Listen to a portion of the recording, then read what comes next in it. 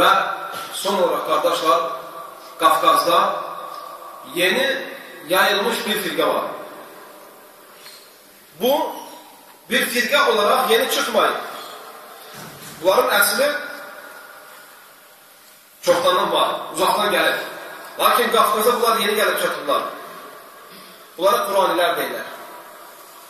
Azərbaycanda, Dağıstanda və Türkiyədə umumən bu firqələr daha da çox fəaliyyətdədirlər.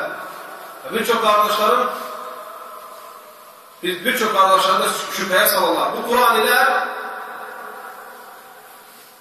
hədəfləri, məqsədləri Peyğəmbər sallallahu aleyhi və səlləmin hədislərini inkar etməkdir. Peyğəmbər sallallahu aleyhi və səlləmin hədislərinə qarşı insanlarda şübhə oyatmaqdır. Buxari, Müslim, Əbu Davud, Tirmizi, Nəsai, İbn-i Məcə, Musannaf Abdurrazzaq, Muvatta İmam Məlik, Musnad Əhməd İbn Həmbəl ana olan hədis kitablarından insanları uzaqlaşdırmaqdır. Deyirlər ki, biz sadəcə Qurandan ayə gətiririk, Qurana inanırıq. Bununla hədisi inkar eləməklə sahabələri də təmin etmək istəyirlər. Sahabələri? Bizə sünnəni kim çatdırır, qardaşlar? Kim? Sahabələr. Kim? Sahabələr. Quran-ı Kərimi kim çatdırır? Eşitmə. Sahabələr. Sən Peyğəmbəri görmüşsən. Sahabələr çatdırır. Kim çatdırır? Sahabələr. Bunu bilməmiz əqidəmizin təməlidir. Çünki sahabələri sevmək vacibdir. Peyğəmbər s.ə.v sevməkdən də sahabələri sevmək. Bizə Quran və sünnəni onlar çatdırır. Onlar sünnəni inkar etməklə əslində sahabələrə də, əslində Quranın özünə də təmin edirlər. Bunlar rafizlərə daha yaxın bir firqədir.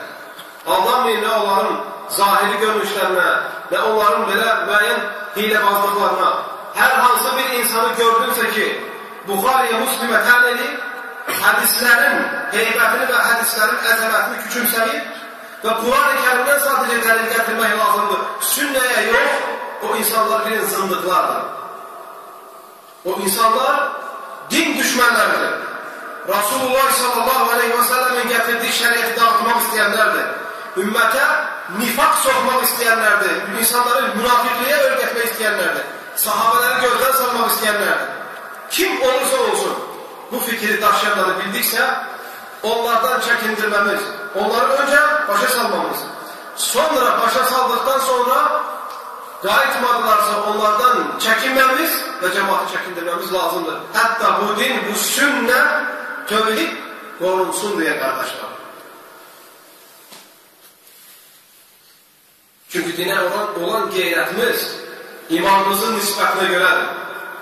İbn-i Qayyim rəhməhullah deyir ki, o yerdə ki Allahın hədləri aşılır, Quran və sünnə, yəni təhqir olunur və sən orada soyuq qəlblə oturursan, bunu inkar eləmirsən, sən lal şeytan sayırsan.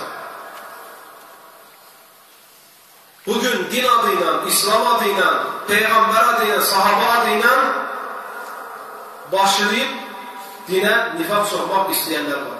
Ona görə bu firqəni xüsusilə vurgulayıram ki, bu fikrə, bu mikroba bulaşmış qardaşları bu firqələrdən uzaq tutub, onların gerçək sifətlərini insanlara başa salmamız lazımdır.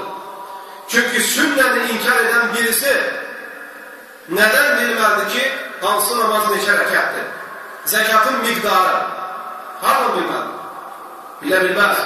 Ona görə onlar sünnəni inkar etməkləri ilə əslində dini hökmləri ləğv eləmək istəyirlər. Dini hökmləri ləğv eləmək istəyirlər. Və insanları asanlıqla kitab və sünnədən uzaqlaşdırmaq istəyirlər.